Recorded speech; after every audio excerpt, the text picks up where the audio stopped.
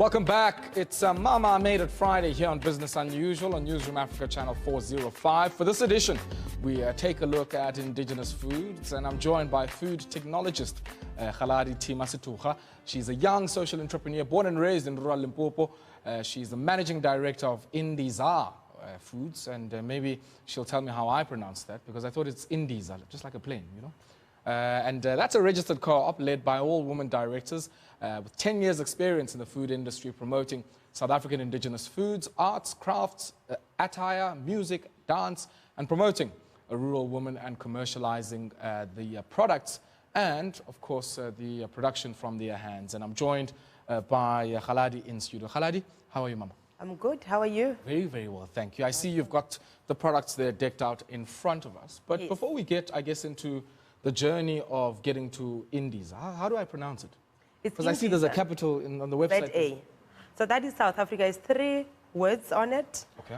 It's indigenous South Africa. So Also I InDiza. Okay. South Africa. Not InDiza. Like newsroom. Okay. All right. All right. Okay. Yeah. Okay. Touche. Touche. So tell us just about that journey. I mean, you're a food technologist, and maybe you're going to have to tell us what a food technologist does. Yeah. And why, with the kind of training you had, you could have chosen to go into any other space, Right. agro-processing space. Why did you choose this one? Like you mentioned, I'm from a rural area, like deep rural. We don't have tar roads even now, today. And I grew up very poor. And one of the family friends worked at a big company where they make food. And that family always had food. Yeah. And I asked, what did he study, you know, because, you know, that would alleviate the poverty that I was seeing around me, and I would never lack food again. So I studied, I went to high school, got a distinction in agriculture, and then I got accepted at the University of Pretoria, and I studied food science. Okay. Yes. What is that? It's a study of food. You learn about value adding into the food. Yes, so it's about packaging, labeling. Preservatives. You know, yes. Okay. So there's many elements around it. There is different things that you can do. You can specialize in dairy and dairy products. You can specialize in vegetables. You can specialize in, you know, food engineering. So there is many aspects to it. And for me, my life, what can I call it? My journey put me into indigenous food. Because when I was at the university, we would learn about all the foods, but not indigenous foods. And I was like, where is the food that I'm used to? You know, the one that my granny cooked, the teas that we drank. I mean, 45-kilometer radius, there is no clinic at that time, and there is no hospital. And my grandfather would go at the back of the yard and mix this and that. Always bitter, but you know, the bitter the better. It worked.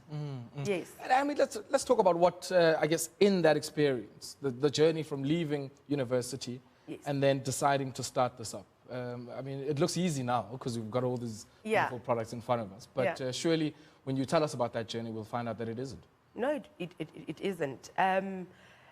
Somehow I, you know, finished my degree, and then I was an intern at the CSIR. And how I got to the CSIR is a topic on its own, because I was not supposed to go there. I was an undergrad, but there was a conference of some sort on biosciences, and I found myself there, and this guy, he's late now, Morawani Mampuru, presented on indigenous foods. And I'm like, oh, wow, I want to be part of this team because I want to learn more about indigenous foods. And I, you know, talked to him, and I was an intern. You know, in 3 months or so, I was an intern at the CSIR. Wow. Yeah. And when I got there, they were writing a book. So we wrote this book about indigenous foods of South Africa. And we went into rural areas to collect the recipes, put the book together. And I enjoyed it. You know, I cooked most of this because, you know, I was an intern, and they wanted to make sure that the ingredients are, you know, right. And Sure. measurements So are you right. had to do all the cooking. I had to do all the cooking, but I enjoyed it. And, you know, eating the indigenous foods, and you are in the cities, it's food that you see once in a while. So my career started there. Then Sure. I became a food scientist at the CSIR, and we value added into some of the products. Like we'll do marula salad dressing, we'll do marula jam, you know, many other products, leroze jam, the wild melon, and mopani worms. We'll make some biltongish from it. Yeah, I'm telling you, we'll put some barbecue there. You have a mopani snack. So that really made me love indigenous foods so much that when I left the CSIR, I started my own company, InDiza Foods. I brought a couple of my friends who we were with at the University of Pretoria and said, ladies, we don't have to go and work for big multinationals. Let's do it for ourselves. Sure. And for rural economy, because we know the poverty in rural areas. We know, we're from there. Yes, we are in the cities today, you know, it looks different. Sure. We made it, you know, sort of, and we want to go back home and say, Mama, the knowledge that you have, actually there's a commercial value on it. It's valuable, yeah. It is. And then I, after the indigenous foods, I then discovered the tea. So I was still working at the CSIR, but in a different, I love the CSIR, by the way. It taught me many things.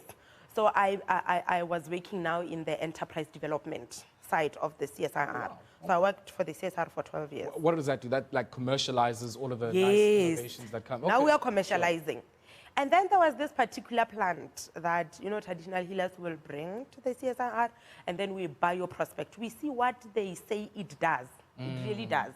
You know, proving the concept or the claims. Sure. We call them the claims, but we know it works. So there was this particular tea that was, you know, people were stealing it in the pilot plant. And I got very curious that why is it only men? Who was stealing it? Everyone. Like, yeah. And I was very curious, why is everyone stealing this particular plant? I mean, there was many who were bioprospecting. And I got inquisitive and I asked, they don't want to tell me. I started drinking the tea myself. What happened? Wow. Libido goes up. Oh, so it's that kind of tea. I'm telling you. Okay. But let me tell you something. It is the bitter. Then I started learning more about this tea. I realized that in Sepedi, it's called Musha Pelua Noka. It revives Letek.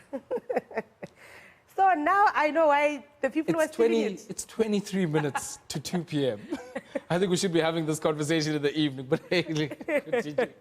Okay, yeah. So the tea, it does many other things. You know, they brought it for diabetes and high blood, and we were bioprospecting for that. But the side effect, you know, it's got an overall. So what was the plant? It's Sutherlandia. It's this one. Sutherlandia. Okay. Yeah. The scientific name is Sutherlandia frucescens. Where do you find it? In the Karoo. In the Karoo. Yes. It grows, it's indigenous, so it's wild. It grows by the wild side. It looks like this. This is the plant with red flowers, and many cultures drink it for different things, and it's been working for them for ages. So we went to market, straight to market with this tea. And yeah, we made it in the market, you know. So when I was writing this book, I met a couple of rural women. Okay, so we wrote that with the CSIR. Yes, with the CSIR, yeah. And then I wrote this myself and the Department of Arts and Culture. So I am endorsed by South African Chef Association because I'm an associate there. Okay. And the Environmental Affairs also gave me thumbs up, and Department of Arts and Culture. So when I was writing this book, I met women who would bring recipes. So I didn't write the book alone. It's from these women. They I see Ndebele, Swati, Sotho, Pedi, Venda, Xhosa, Khoisan. Okay. So the recipes are in here.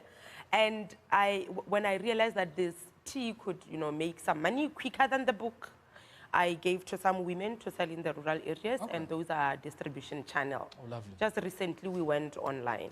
You know what I find very interesting, Kgaladi, from what you're saying, right? You meet a lot of people who say, I'm very interested in the food space, who have even gone and studied it. And the first idea people have is either opening a restaurant, or opening a food truck, or opening something that is in the front end of the retail space. What you've done here is to not only go into the manufacturing side, but also to find a market in the publication side of things. Yes.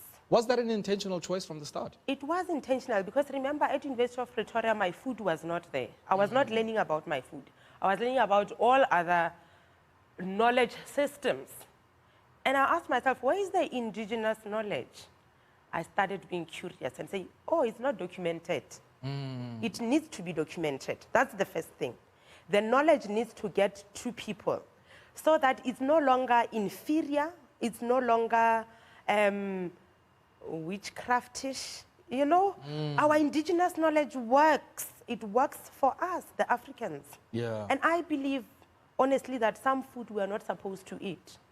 Other cultures can eat, but we are not supposed to eat. Yeah. But now we eat everything and we are very sick. And we've lost so much of ourselves. I mean, if I think about, I don't come too far from the Karoo, and I've never heard of Sutherlandia. You must look around the road when you drive there. In its full bloom around July, August, red, beautiful flowers. Yeah. So let's talk about the other elements. You guys host a food festival as well. We do. Talk to us about that.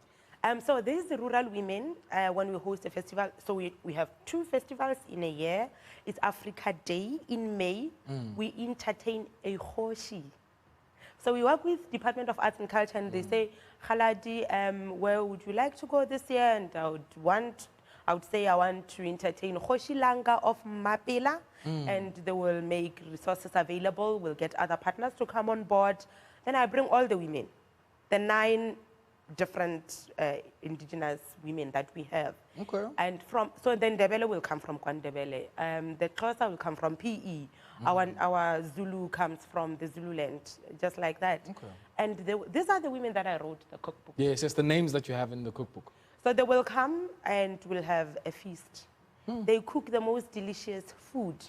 They bring the food that would bring nostalgia. Your dikheru, dijiye, ditote, you know, umngusho from the Xhosas, and uputu. You know, my grandmother doesn't know putu.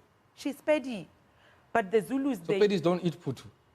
we eat it now because we intermarry. Yes, okay. But she doesn't, my grandmother does not know putu. If you show her, like, what are these cramps? So why are you eating this? Like, what is this? Ne? Usually now. Now you know you are paid. Sure. Okay, let's take a break there, Kgaladi.